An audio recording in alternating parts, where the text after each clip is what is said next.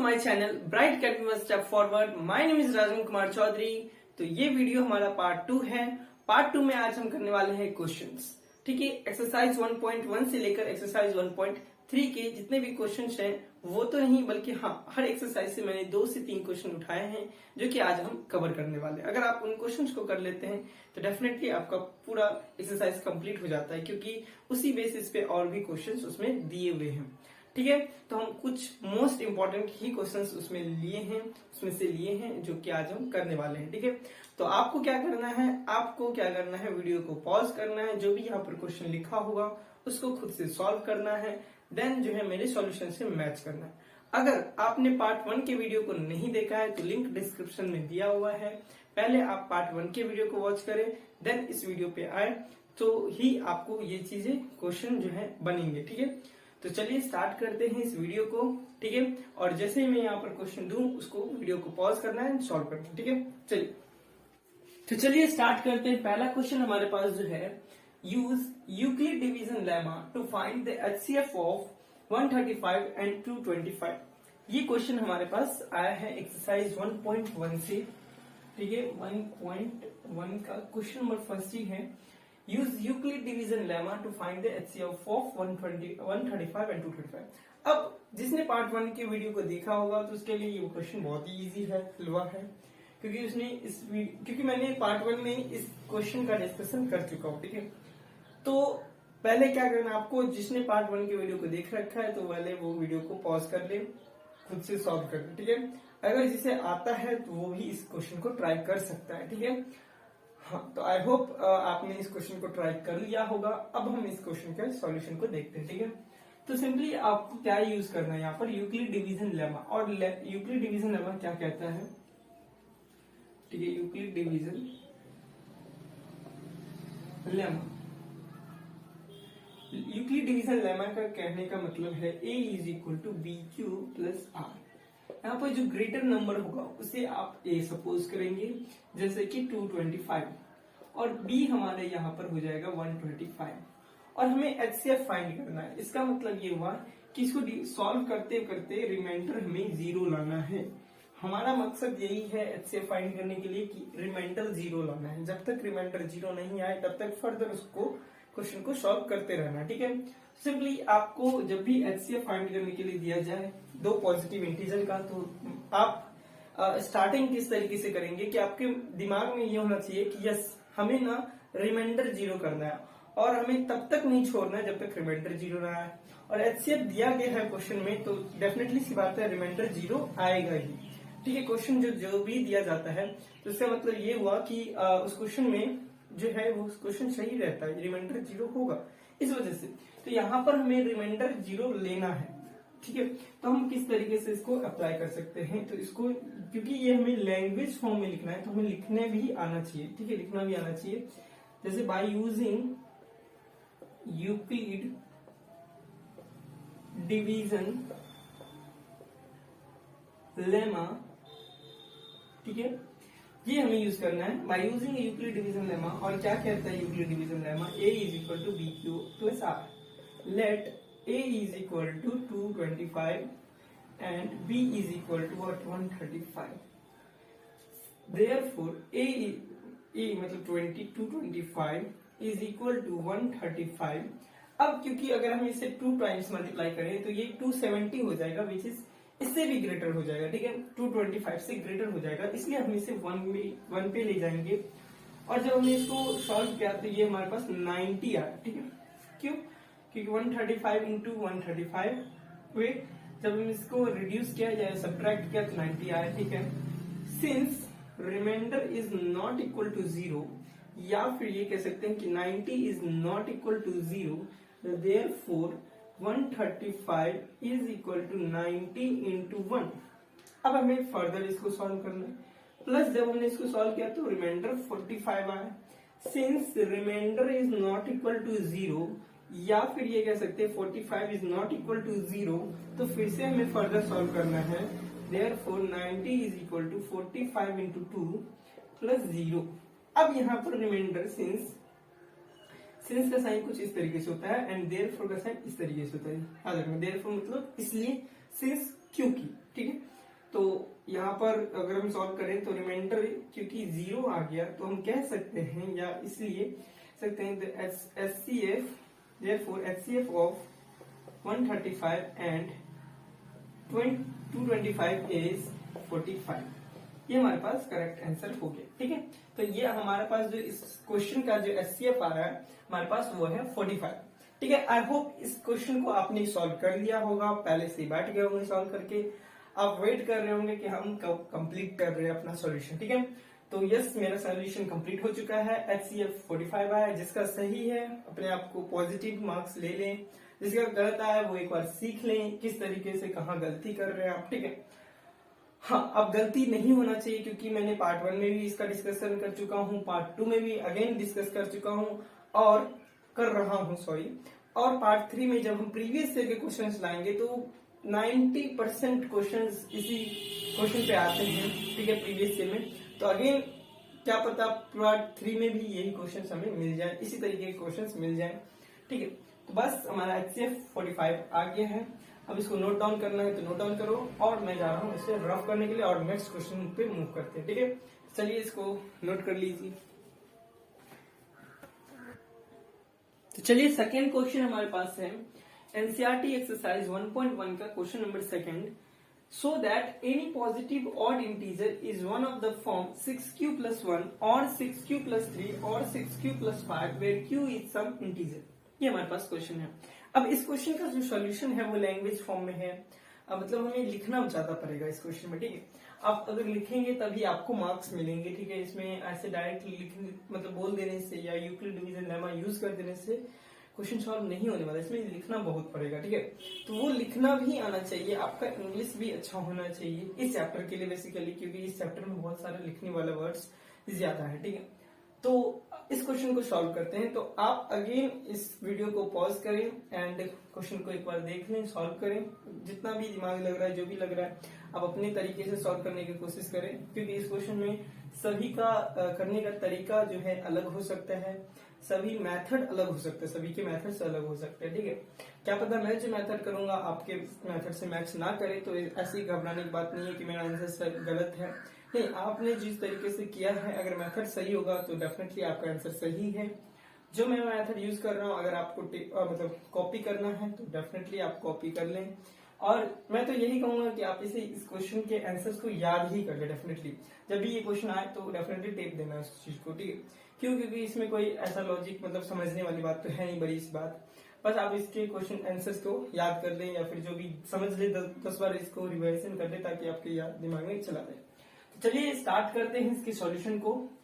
So that any positive odd integer is one of the form 6q plus 1 और 6q plus 3 और 6q plus 5 where q is some integer। देखो यहाँ पर question में 6q plus 1 जैसे यहाँ पर देख रहे हो 6q plus 1 6q plus 3 6q plus 5, कुछ ऐसा लग रहा है कि यूक्लिड डिवीजन लेमा का यूज हो रहा है या उसके फॉर्मुलेस का यूज हो रहा है। देखो यहाँ पर ये कुछ b की तरह बिहेव कर रहा है, ये क्वोशंट b और ये r की तरह बिहेव कर रहा है।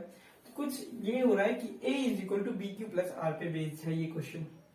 तो सॉल्यूशन कुछ इस तरीके से यूज करेंगे। सॉल्यूशन है late a be any positive integer, let a be any positive odd integer, okay।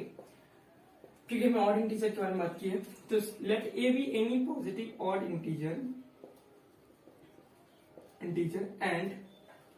and b is equal to 6। यहाँ पर b की जगह पे क्या है 6, ओके। तो हमने मान लिया कि b है हमारे पास 6 और a जो है कोई भी पॉजिटिव ऑड इंटीजर है हमारे पास, ठीक है। By using Euclid division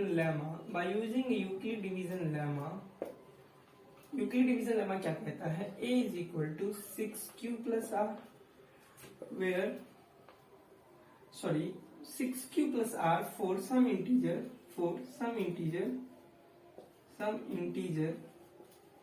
q which is greater than 0 and r is 0 1 2 3 4 5। अच्छा यहाँ पर रेडियस जो है रेडियस नहीं, रिमाइंडर नॉट रेडियस, रिमाइंडर जो है यहाँ पर 1 2 3 4 5, ये 5 तक ही क्यू है। 6 क्यों नहीं हुआ? क्योंकि कंडीशन हमने जब यूक्लिड डिवीजन लेमा पढ़ा तो कंडीशन ये था कि रिमाइंडर जो है वो b से छोटा होना चाहिए। तो b से छोटा होना चाहिए, ये कंडीशन अगर हमने पढ़ा है तो रिमाइंडर जो है वो 5 तक होगा, क्योंकि हमारे पास 6 है b की वैल्यू, तो 0 से लेके 5 तक हम जा सकते हैं, ठीक है। रेडियस 5 होगा, ठीक है। इस तरीके से अगर if radius is 0 then a की वैल्यू क्या हो जाएगा हमारे पास 6q, ठीक है। So and if r is equal to 1 2 3 4 5 then the value of a क्या हो जाएगा हमारे पास, a is equal to 6q plus 1 और 6q प्लस 2, इस तरीके से। लेकिन हमें ऑड इंटीजर्स की बात हो रही है तो यहाँ पर हम 6 2 नहीं ले सकते और 4 नहीं ले सकते, सिंपली हम यहाँ पर यूज करेंगे 6q प्लस 3 6q प्लस 5 के फॉर्म में, ठीक है। इस तरीके से यानी हमें ऑड इंटीजर्स ही यूज करने हैं, इवन नहीं यूज करना है। तो रिमाइंडर हमें इवन नहीं लेना है बल्कि ऑड लेकर चलना है। रिमाइंडर हम यहाँ तक यूज कर सकते हैं, लेकिन इसमें जो ऑड है वो कौन कौन से 1 3 एंड 5, तो हम यहाँ तक इस लिमिट को ले सकते हैं। तो हैंस हम कह सकते हैं कि कोई भी पॉजिटिव ऑड इंटीजर जो है वो इस फॉर्म में रिप्रेजेंट हो सकता है। तो ये था एक इसका सॉल्यूशन। आई होप ये क्लियर हुआ होगा। फिर से एक बार रिवीजन करवा देता हूँ इस चीज का। हमें बोला गया है कि कोई भी एक ऐसा पॉजिटिव ऑड इंटीजर लेना है जो इस फॉर्म में रिप्रेजेंट कर सके इसको। तो मैंने एक a सपोज किया जो कि एक ऑड इंटीजर है और b को सपोज किया 6। जब हमने यूक्लिड डिवीजन लेमा यूज किया तो a is equal to 6q plus r for some integer q जो है वो ग्रेटर देन इक्वल टू 0 होना चाहिए एंड रिमाइंडर जो है वो 5 तक होना चाहिए, क्योंकि कंडीशन के हिसाब से रिमाइंडर जो है वो b से छोटा होता है। सो हम कह सकते हैं कि अगर रेडियस की वैल्यू 0 है तो a की वैल्यू 6q हो जाएगा। अगर रेडियस की वैल्यू 1 2 3 4 5 है तो द वैल्यू ऑफ a जो है वो चेंज होगा, यानी 6q plus 1 6q plus 2 6q। लेकिन हमें ऑड इंटीजर के बारे में बात हो रही है तो हम इवन को नेग्लेक्ट करेंगे एंड यहाँ पर जो वैल्यू आएगा वो 6q प्लस 1 और 6q प्लस 3 और 6q प्लस 5 के फॉर्म में आएगा। और हेंस हम कह सकते हैं, hence we can say that, फिर इसके बाद that any positive odd integer is one of the form of 6q। ये इस तरीके से इसके आगे लिख देना है इस चीज को, ठीक है। और इस तरीके से हमारा ये सॉल्यूशन कंप्लीट हो जाएगा, ठीक है। आई होप ये क्वेश्चन समझ में आया होगा, इसका सॉल्यूशन समझ में आया होगा। अगर नहीं आया फिर भी मैं कहना चाहूंगा कि इस क्वेश्चन को, इसके सॉल्यूशन को याद कर लेना है, कॉपी में नोट कर लो एंड डेफिनेटली इसको याद कर लो, ठीक है। बस इससे आगे कुछ नहीं कह सकता, क्योंकि इस क्वेश्चन में और समझने लायक है ही कुछ नहीं, ठीक है। अब हम मूव करने जा रहे हैं क्वेश्चन नंबर 3 पे। क्वेश्चन नंबर 3 भी इसी तरीके से है, लैंग्वेज फॉर्म है, उसमें भी लिखना पड़ेगा, लेकिन हाँ उसमें कुछ समझने वाली बात है तो वो हम समझेंगे, ठीक है। तो चलिए क्वेश्चन नंबर 3 पर चलते हैं, ठीक है। इसको जल्दी से नोट कर लेना। तो चलिए क्वेश्चन नंबर 3 को करते हैं। Use Euclid division lemma to show that the square of any positive integer is either of the form 3m और 3m plus 1 for some integer m। एक बार आप वीडियो को पॉज करें, खुद से सॉल्व करें, ठीक है। इसमें भी, इस क्वेश्चन में भी जो है लैंग्वेज है, आपको बनाकर लिखना होगा, ठीक है। इसमें शो कर रहा है कि कोई भी ऐसा पॉजिटिव इंटीजर जो अगर इसके स्क्वायर जो है कि इस फॉर्म में रिप्रेजेंट हो रहा हो, ठीक है, 3m और 3m प्लस 1 के फॉर्म में, ठीक है। इस तरीके से हमें शो करके दिखाना है। तो आई होप आपने इस क्वेश्चन को कर लिया होगा, लिख लिया होगा, ठीक है। तो चलिए इस क्वेश्चन को सॉल्व करते हैं और आप अपने सॉल्यूशन से मैच करेंगे, ठीक है। तो इसका सॉल्यूशन जो है, ठीक है, तो सॉल्यूशन है let x be any positive integer, ठीक है। Let x be any positive integer and y is equal to 3, ठीक है। हमने एक ऐसा x सपोज किया है, एक ऐसा पॉजिटिव इंटीजर x सपोज किया है और y इज इक्वल टू 3 हमने सपोज कर लिया, ठीक है। By using Euclid division lemma x is equal to 3q plus r, okay, for some integer q is greater than 0 and r is equal to 0 1 and 2। अच्छा, यहाँ पर are जो reminder है वो 0, 1 और 2 तक ही क्यों है, 3 क्यों नहीं है? क्योंकि कंडीशन यूक्लिड डिवीजन का करना का ये है कि जो रिमाइंडर है वो बी से छोटा होना चाहिए, ठीक है, इक्वल ही बी से छोटा होना चाहिए, ठीक है। तो इस कंडीशन के हिसाब से जो हमारा बी है वो 3 है, और क्योंकि हमारा रिमाइंडर छोटा होना चाहिए बी से, तो डेफिनेटली 0, 1 और 2 कंडीशंस हमारे पास फुलफिल हो सकते हैं। तो यहाँ पर लिख सकता हूँ since radius is smaller than b, therefore जो रेडियस रेडियस नहीं, मैं बार बार रेडियस बात कर रहा हूँ, रिमाइंडर, ठीक है, क्योंकि आर जो है बेसिकली डिनोट सर्कल में रेडियस के लिए किया जाता है, तो मेरे मुंह पे बार बार रेडियस आ रहा है, रिमाइंडर, ठीक है। तो रिमाइंडर हमारे पास हो जाएगा 1, 0, 1, 2 इस तरीके से, ठीक है। यहां तक हमने सॉल्व कर लिया क्वेश्चन को, ठीक है। अब हमें क्या करना है, x is equal to 3q, जब हमारे पास इफ रेडियस इज, फिर रेडियस की बात हो रही है, रिमाइंडर इज 0, ठीक है। इफ रिमाइंडर इज 0, अगर हमारे पास रिमाइंडर 0 है तो x की वैल्यू 3q हो जाएगा। अगर हमारे पास रिमाइंडर 1 है, ठीक है, अगर हमारे पास रिमाइंडर 1 है तो जो हमारे पास x की वैल्यू है वो 3q प्लस 1, और अगर हमारे पास रिमाइंडर 2 है तो x की वैल्यू जो है 3q प्लस q के फॉर्म में हो जाएगा, ठीक है। इतने ही कंडीशंस हैं, हमें इतने ही कंडीशंस को सॉल्व करना है, ठीक है। अब हमें यहाँ पर देखिए इसके right hand side x is equal to 3q, अब हमने क्या किया, स्क्वायर कर दिया इसको, स्क्वायरिंग बोथ साइड, ठीक है, both the side, squaring both the side. अब स्टेप्स आपको याद रखने हैं कि फर्स्ट स्टेप हमने ये किया, फिर नेक्स्ट स्टेप हमने ये किया, फिर इसके बाद हमने ये किया, अब हम ये करने जा रहे हैं, ठीक है। इस तरीके से स्टेप वाइज आपको याद रखना है, ध्यान रखना है क्या कर रहा हूं मैं, ठीक है। जब हमने स्क्वायरिंग बोथ साइड किया तो एक्स स्क्वायर, क्योंकि हमें स्क्वायर चाहिए ना, square of the any positive integer is either of the form 3m और 3m प्लस 1, इस फॉर्म में, क्योंकि स्क्वायर चाहिए, क्यूब चाहिए होता तो हम क्यूब करते बोथ साइड, ठीक है, इस तरीके से। So x square is equal to 3q का स्क्वायर, सो ये हो जाएगा 9q स्क्वायर, और क्योंकि हमें 3m और 3m प्लस 1 के फॉर्म में रिप्रेजेंट करना है तो इसको मैं लिख सकता हूँ 3 इंटू 3q स्क्वायर, और इसको मैंने सपोज कर लिया m, तो 3 into m which is 3m। तो मैंने किसी भी एक पॉजिटिव इंटीजर जो कि लेट x माना था हमने, इसको हमने 3m के फॉर्म में रिप्रेजेंट कर दिया। इस तरीके से हमें इसको 3m प्लस 1 के फॉर्म में या 3m के फॉर्म में रिप्रेजेंट करना है, चाहे आप 3m के फॉर्म में रिप्रेजेंट करके दिखा दो या 3m प्लस 1 के फॉर्म में रिप्रेजेंट कर दो, कोई एक फॉर्म करके आपको दिखाना है। तो मैंने इस नंबर को यानी 3q को मैंने 3m के प्लस में दिखा दिया, ठीक है। इस तरीके से जो भी एक्सटर्नल नंबर आ जाए उसे आप सपोज कर लेना है क्या, m, ठीक है। I hope this is clear, ठीक है, I hope this is clear. क्योंकि और भी इसके सॉल्यूशंस हैं तो इसके लिए मुझे ना स्पेस चाहिए, तो मैं स्पेस बना देता हूँ यहाँ पर। आई थिंक यहाँ स्पेस बेटर है, ठीक है, यहाँ पर मैं कर सकता हूँ। तो यहाँ पर ध्यान देना है x is equal to 3q plus 1 है। अब मैं इसका स्क्वायरिंग बोथ साइड करने जा रहा हूँ। नेक्स्ट केस, ये इक्वेशन फर्स्ट हो गया और ये इक्वेशन हम सेकंड को सॉल्व करने जा रहे हैं। तो squaring both the side, basically क्या है कि इसमें लैंग्वेज है, ठीक है, आपको बना बना के लिखना होगा, ठीक है। So x square is equal to 3q plus 1 का स्क्वायर, जब आप इसका स्क्वायर करेंगे तो 9q square plus 6q, okay, plus 6q plus 1, how 3 का square 9q square plus 6q plus 1, okay. So यहाँ पर जो है इस 1 को मुझे छेड़ना नहीं है, ठीक है, इस 1 को मैं छेड़ नहीं रहा, मैं इस 1 को इसी तरीके से रख रहा हूँ, ठीक है, क्योंकि हमें 3m प्लस 1 के फॉर्म में रिप्रेजेंट करना है।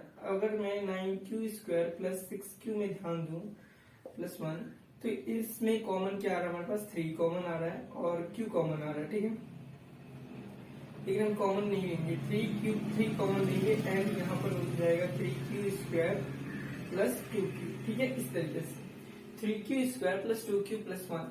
अब मैंने इसको सपोज कर लिया m is equal to 3q plus 2q, तो ये हो जाएगा 3m प्लस 1 के फॉर्म में। तो इस कंडीशन में हमारे पास m की वैल्यू जो है वो ये आ गया। तो इस तरीके से हमने इसको 3m प्लस 1 के फॉर्म में रिप्रेजेंट कर दिया इस नंबर को। इस तरीके से अब अगला कंडीशन है x is equal to 3q plus 2, ठीक है, इसको सॉल्व करना है। तो आई होप आपने इस यहाँ का पोर्शन नोट कर लिया होगा। तो मैं इसको एक बार रफ कर देता हूँ। अगर नहीं किया है तो एक बार जल्दी से इस वीडियो को पॉज करके एक बार जल्दी से नोट कर लीजिए। फिर मैं इस पोर्शन को रफ करके यहाँ पर जो है इस कंडीशन को वो करता हूँ, प्रूव करता हूँ। ठीक है, आई होप कर लिया होगा। ठीक है, मैं इसको रफ कर देता हूँ। अब हमारे पास जो अगला कंडीशन है that is x is equal to 3q plus 2 के फॉर्म में। इसका भी स्क्वायरिंग जब हम करेंगे, स्क्वायरिंग बोथ द साइड, ठीक है, squaring both the side, so x square is equal to 3q plus 2 का स्क्वायर। जब आप 9q square okay 3q into 2 6q into 2 plus 12q plus 4।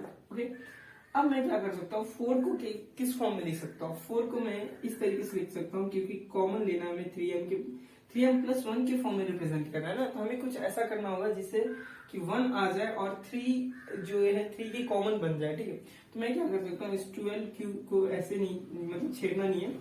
4 को मैं लिख सकता हूँ 3 प्लस 1। यस, मैं 4 को 3 प्लस 1 लिख सकता हूँ डेफिनेटली। तो अब यहाँ पर देखिए इतने पोर्शन में हमारा कॉमन बन जाएगा 3, और यहाँ पर हो जाएगा 3q square plus 4q plus 1 plus 1। अब ये वैल्यू को हमने सपोज कर लिया m, तो that is 3q square plus 4q plus 1, और यहाँ पर हमारे पास बन गया 3m प्लस 1 के फॉर्म में। तो हमें केवल 2 ही फॉर्म में रिप्रेजेंट करना था, या चाहे आप 3m के फॉर्म में रिप्रेजेंट करें या 3m प्लस 1 के फॉर्म में रिप्रेजेंट करें।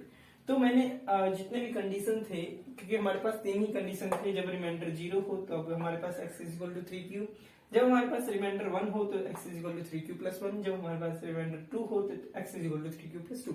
इतने सारे कंडीशन थे, इतने सारे कंडीशन को हमें प्रूव करना था, और जिस तरीके से मैंने प्रूव किया आपको भी इसी तरीके से प्रूव करना है। और जिसने कर लिया था पहले ही क्वेश्चन, तो आई होप आपका मैच कर रहा होगा इससे। ठीक है, तो जल्दी से इसे नोट कर लीजिए, मैं इसे रफ कर देता हूँ। ठीक है,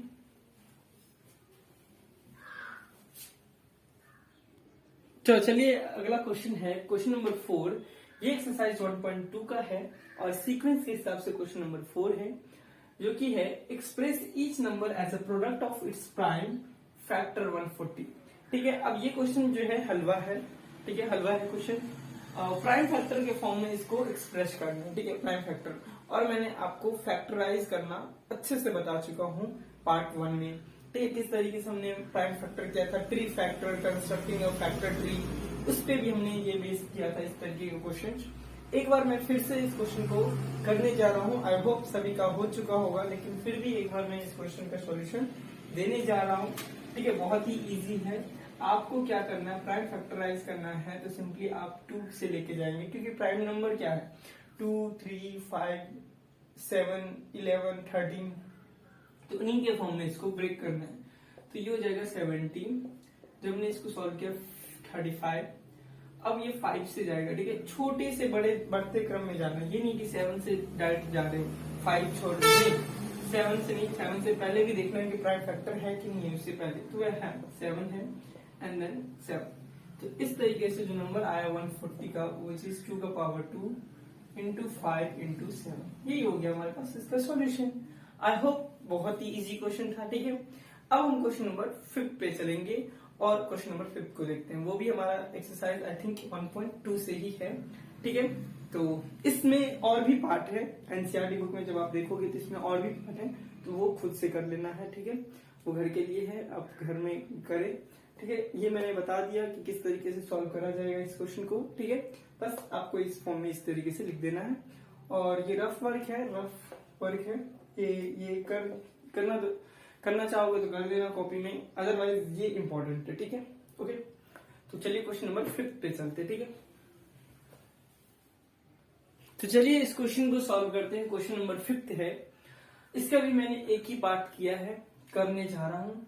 ठीक है, अब इसके जितने भी पार्ट्स हैं एनसीईआरटी बुक में, वो आप खुद से घर पे ट्राई करना है इसको। ठीक है, सॉल्यूशन जो है पीछे दिए हैं उससे मैच कर लेना। ठीक है, तो यहाँ पर जो क्वेश्चन नंबर 5 है वो है find LCM and HCF of the following pair of integer and verify LCM into HCF is equal to the product of 2 number. मतलब देखो मैं क्वेश्चन समझा देता हूँ, फिर उसके बाद आपको क्या करना है, वीडियो पॉज करना है, एलसीएम निकालना है, एचसीएफ निकालना है, उन दोनों को मल्टीप्लाई करना है। ठीक है, फिर हो जाएगा। क्वेश्चन में कह रहा है कि जो भी दो नंबर दिए गए हैं उसके एलसीएम भी निकाल लो, आप एचसीएफ भी निकाल लो, ठीक है। आपने एक तरफ एलसीएम निकाल लिया, ठीक है, एचसीएफ भी निकाल लिया, ठीक है, आपने एलसीएम और एचसीएफ को निकाल के रख लिया, ठीक है। अब क्या कर रहा है कि हमें वेरीफाई करना है। वेरीफाई का मतलब होता है कि लेफ्ट हैंड साइड और राइट हैंड साइड को इक्वल करना, ठीक है। तो लेफ्ट हैंड साइड में है एलसीएम इंटू एचसीएफ, तो जो एलसीएम का वैल्यू आया है और जो एचसीएफ का वैल्यू है उन दोनों को प्रोडक्ट कर दो, मतलब मल्टीप्लाई करके वैल्यू निकालो। जैसे मान लो फॉर एग्जाम्पल एलसीएम आया हमारे पास 2, ठीक है, और जो है हमारे पास एचसीएफ जो है हमारे पास आया, मान लो एलसीएम, ये हमारे पास एलसीएम है 2 और एचसीएफ है हमारे पास 4, ठीक है। जब हमने इन दोनों को प्रोडक्ट किया तो हमारे पास 8 आया, और जो प्रोडक्ट ऑफ 2 नंबर, अब ये दो नंबर जो है, दो नंबर, ये जो दो नंबर है इन दोनों को प्रोडक्ट करके देख लो वो वैल्यू क्या ये इन वैल्यू से मैच कर रहा है, ठीक है। तो अगर मैच कर रहा है तो यस वेरीफाई हो रहा है, हेंस वेरीफाइड लिख देंगे। अगर नहीं कर रहा है तो यस नॉट वेरीफाइड, ठीक है। तो यहाँ पर जो नंबर दिए गए हैं 26 और 91, इन दोनों को प्रोडक्ट करके एक साइड लिख लो, और जो एलसीएम और एचसीएफ आएगा उन दोनों को प्रोडक्ट करके देखना है कि इस प्रोडक्ट के वैल्यू के इक्वल है या नहीं है। अगर है तो यस कह सकते हैं कि यस ये वेरीफाई कर रहा है, अगर नहीं कर रहा है तो नहीं कह सकते, ठीक है। तो एक बार इस क्वेश्चन को खुद से सॉल्व करें, क्योंकि मैंने समझा दिया क्वेश्चन में कुछ नहीं जान है, हलवा सा क्वेश्चन अगेन, क्योंकि एलसीएम और एचसीएफ मैंने पार्ट 1 में अच्छे तरीके से मैंने बता चुका हूँ, यूक्लिड डिवीजन लेमा से, फिर मैंने प्राइम फैक्टराइजेशन से, सभी मेथड से मैंने इस क्वेश्चन का मतलब डिस्कशन कर चुका हूँ। तो इस क्वेश्चन का आंसर को मैं आशा करता हूँ कि मतलब हो जाना चाहिए, ठीक है। आई होप हो गया होगा क्वेश्चन का सॉल्यूशन, ठीक है। फिर एक बार जल्दी से मैं इस क्वेश्चन को सॉल्व करता हूँ, ठीक है। तो मैं रफली सॉल्व करने जा रहा हूँ, ठीक है। तो रफली एचसीएफ अगर हम फाइंड करना है, देखिए 91, 26, 26 3 जा 26 3 जा 6 3 जा 18, 3 2 जा 6, 6 and 7 78, so 3 से जाएगा 78. Now cancel the 11 8 3 and 8 7 1, so 26 1, sorry 2, 26 this is cancelled. So HCF हमारे पास जो वैल्यू आया है that is और HCF that is 30, ठीक है। तो हमने HCF निकाल लिया और इसको मैं लिख लेता हूँ एक साइड, ठीक है। सॉल्यूशन, सो हमारे पास HCF है, HCF of 26 and 91 is what 30. Now LCM निकालते हैं हम दो नंबर का, ठीक है। अब एलसीएम के लिए हम क्या करेंगे, दोनों का प्राइम फैक्टराइजेशन करेंगे।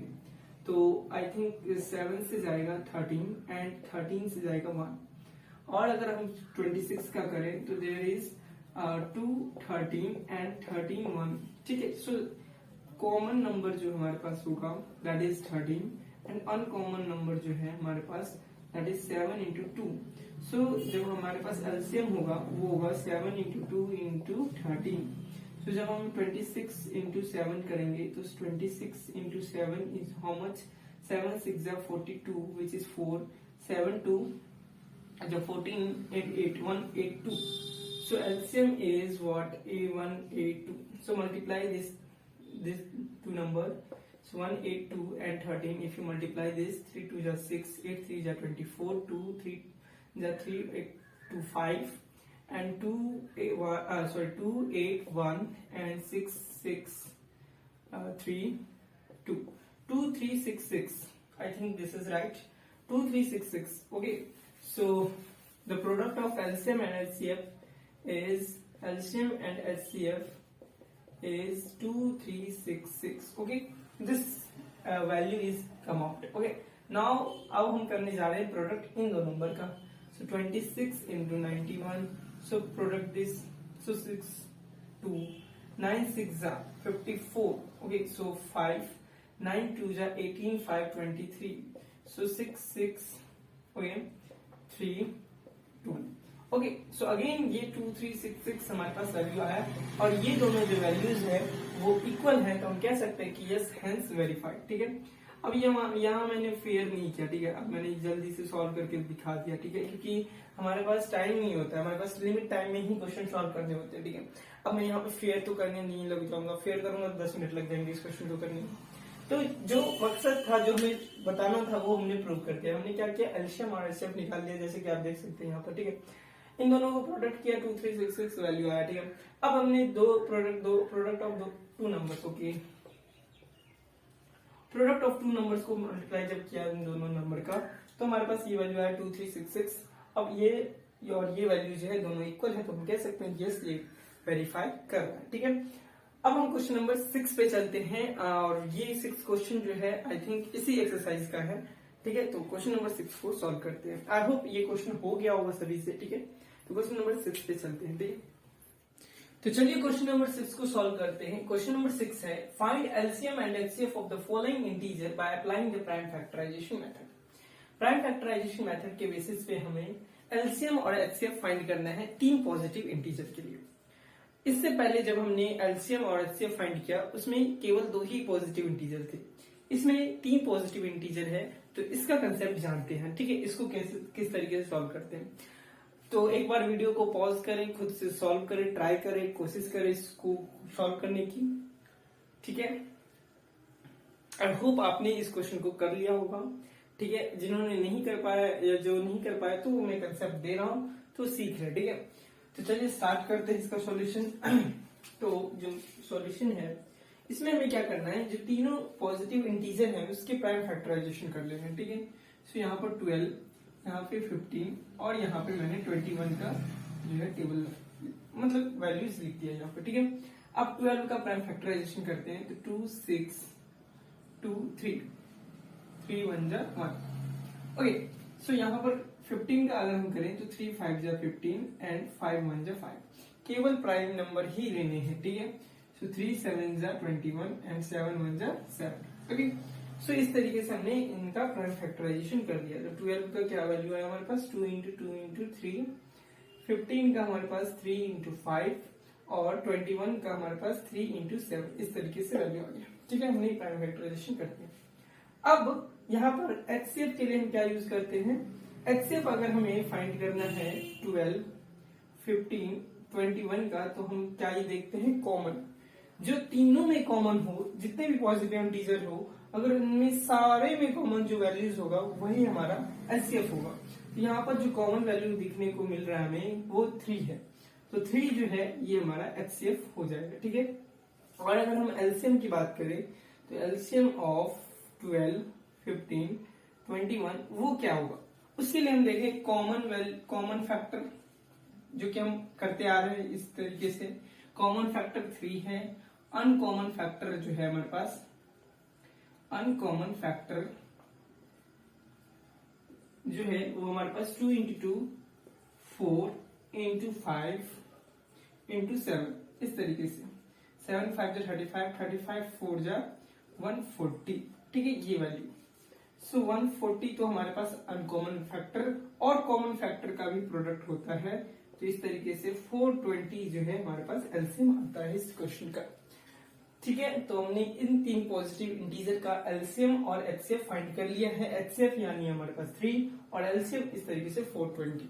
तो इसी तरीके से जैसे आपने पॉजिटिव 2 इंटीजर का किया था, उसी तरीके से यहाँ पर 3 इंटीजर का भी हम कर लेंगे, ठीक है।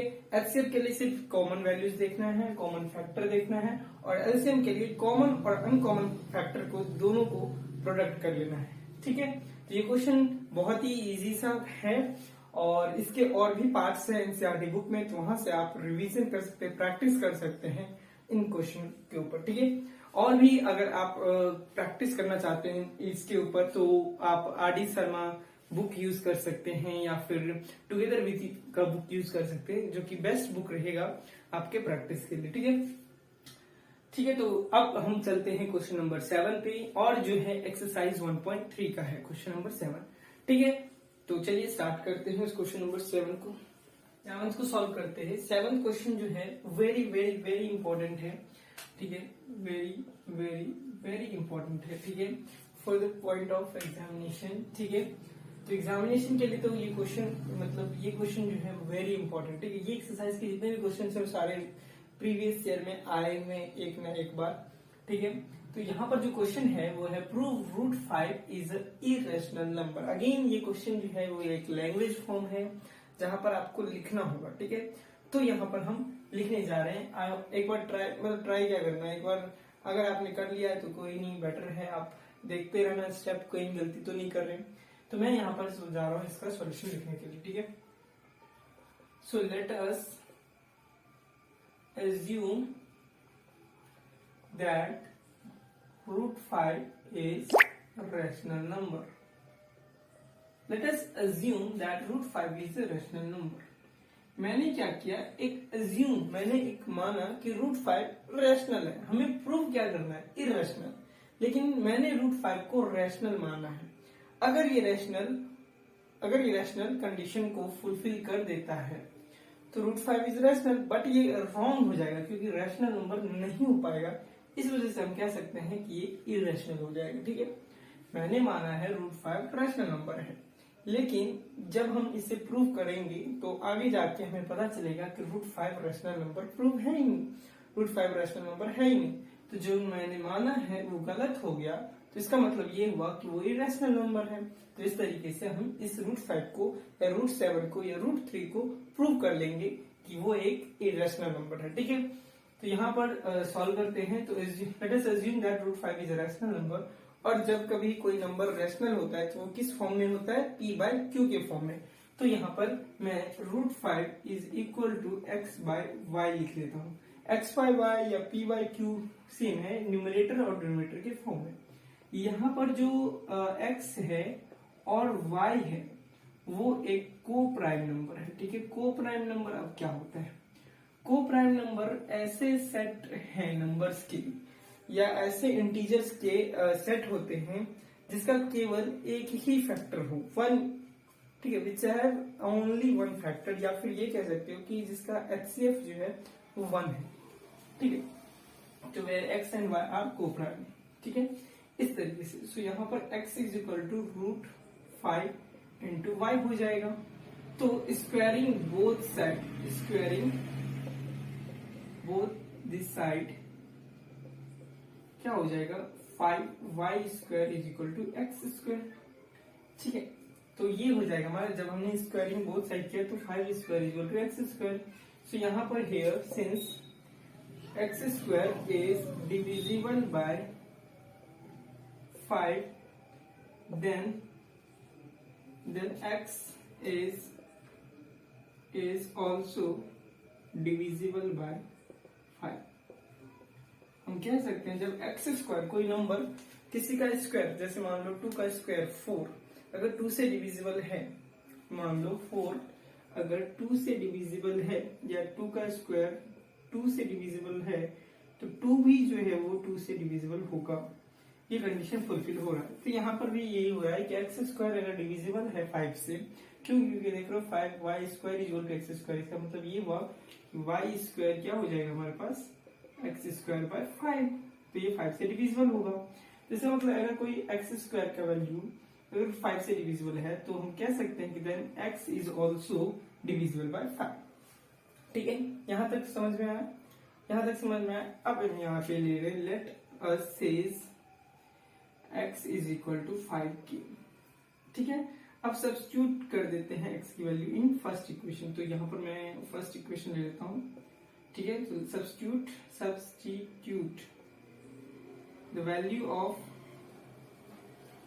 x इन इक्वेशन फर्स्ट, ठीक है। तो यहाँ पर इक्वेशन फर्स्ट में आप वैल्यू को सब्स्टिट्यूट करोगे तो ये वो हो जाएगा 5k का square which is 25k square 5y square. So 5 से 5 कट गया, ये हो जाएगा y square is equal to 5k square, ठीक है। यहाँ तक आप वैल्यू को नोट करें, फिर मैं जो है जल्दी से इसे नोट कर लें, फिर मैं इसको रफ करने के बाद आगे जो है साइड में या फिर कहीं जो है इसको समझाता हूँ। ये इसको यही समझ लेते हैं, ठीक है। तो यहाँ पर मैंने एंड किया था y square is equal to 5k square. तो यहाँ पर देखिए y square is divisible by 5, then y is also divisible by 5, also divisible by 5, ठीक है। जब y स्क्वायर हमारा डिविजिबल है 5k तो y भी होना चाहिए 5k divisible, but clearly x and y are not coprime number, ठीक है। यहाँ पर हमारा x and y coprime number नहीं है। क्यों नहीं है, क्योंकि मैंने बताया को प्राइम नंबर क्या होता है जिसके केवल वन ही फैक्टर हो, बट यहाँ पर एक्स और वाई के 5 फैक्टर भी हो रहे, मतलब दूसरा भी फैक्टर बन रहा है, तो यहाँ पर एक्स एंड वाई जो है हमारा को प्राइम नंबर नहीं हो रहा है। और यहाँ पर मैंने सपोज क्या किया, एक्स एंड वाई आर को प्राइम, सो है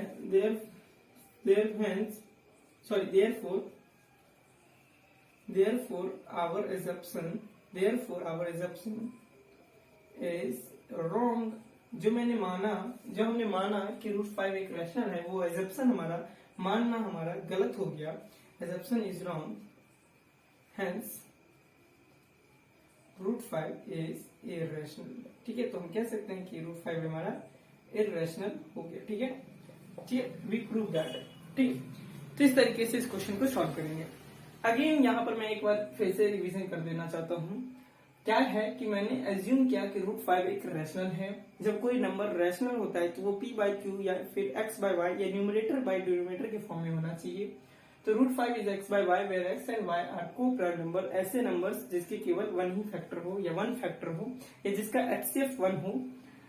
इस तरीके से जब हमने सॉल्व किया तो स्क्वायरिंग बोथ साइड, जब हमने सॉल्व किया तो x² इज डिविजिबल बाय 5, तो हम कह सकते हैं कि x is also divisible by 5। फिर हमने सपोज किया x इज इक्वल टू 5 के, जहां पर k जो है वो एक सम दूसरा इंटीजर है।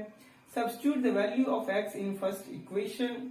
जब हमने इसको पूरे को सॉल्व किया तो y अगेन यहाँ पर y² जो है डिविजिबल बाय 5, तो वी कैन से कि y is divisible by 5, but यहाँ पर x एंड y जो है एक प्राइम नंबर को प्राइम नंबर नहीं हो पाया, इसलिए हमारा एजम्पशन रॉन्ग हो गया और √5 एक इरेशनल हो गया। ठीक है, इस तरीके से हम चीजों को प्रूव करेंगे। ठीक है, तो आई होप आपको ये क्वेश्चन सॉल्व हो गया होगा या फिर ये समझ में आ गया होगा इसका सॉल्यूशन। ठीक है, अब हम मूव करेंगे अगले क्वेश्चन पे। ठीक है, तो इसको नोट कर ले और मैं जा रहा हूं इसको रफ करने। ठीक है, तो नोट करें। तो ये हमारा अगला क्वेश्चन 8 जो कि prove that 3 + 2 √5 is irrational number. ये जो क्वेश्चन है अगेन उसी क्वेश्चन पे बेसिस है, पिछले क्वेश्चन पे। ठीक है, और ये क्वेश्चन हमारा लास्ट क्वेश्चन है। इसके बाद हम इस पार्ट वीडियो को यहीं पर एंड कर देंगे और अगले पार्ट में जब हम लेकर आएंगे तो प्रीवियस ईयर के साथ साथ हम 1.4 एक्सरसाइज का भी डिस्कशन कर लेंगे, उसकी थ्योरी का भी डिस्कशन कर लेंगे, जो कि टर्मिनेटिंग नॉन टर्मिनेटिंग के ऊपर है, वो डेसिमल के ऊपर है। जो भी थ्योरी है वो हम डिस्कस कर लेंगे अगले पार्ट में। ठीक है, तो ये क्वेश्चन नंबर 8 है जो कि लास्ट क्वेश्चन है। तो एक बार इसे क्वेश्चन को ट्राई कीजिए। ठीक है, आई होप आपने इस क्वेश्चन को ट्राई किया होगा, सॉल्व भी हो गए होंगे। चलिए इसका सॉल्यूशन देखते हैं। सॉल्यूशन कुछ इस तरीके से है, हमें फिर से अगेन हमें सपोज कर लेना है या एज्यूम कर लेना है दैट कि 3 + 2 √5 जो है वो एक हमारा रैशनल नंबर है। ठीक है, क्योंकि ये रैशनल नंबर है तो ये हमारा x/y के फॉर्म में होना चाहिए, जहां पर x और y जो है हमारा क्या होना चाहिए, को प्राइम नंबर होना चाहिए। x and y are coprime number. ठीक है, यहां तक समझ में आ गया होगा। ठीक है, अब यहाँ पर देखिए 2 √5 is equal to x/y - 3, so √5 is equal to x/y - 3 by half. ठीक है, इस तरीके से मैंने ये चीज लिख दिया। क्योंकि राइट हैंड साइड हमारा एक इंटीजर है, here since x/y - 3y/2 is integer. ठीक है, क्योंकि ये एक इंटीजर है या फिर ये कह सकते हैं इंटीजर है, therefore since this is integer so hence इसे हम कह सकते हैं कि ये it is rational number.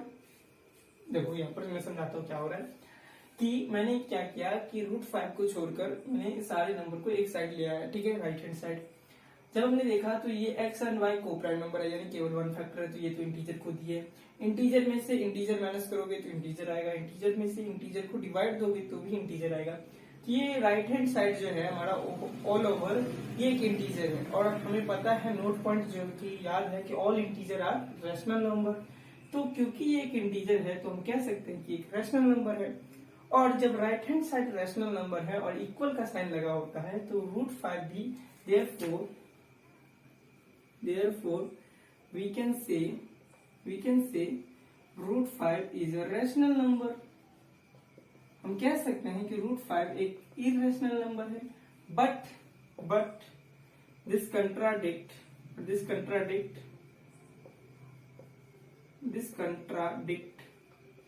Is wrong. क्यों? क्योंकि हमने अभी पिछले क्वेश्चन में ही सॉल्व किया, प्रूव किया।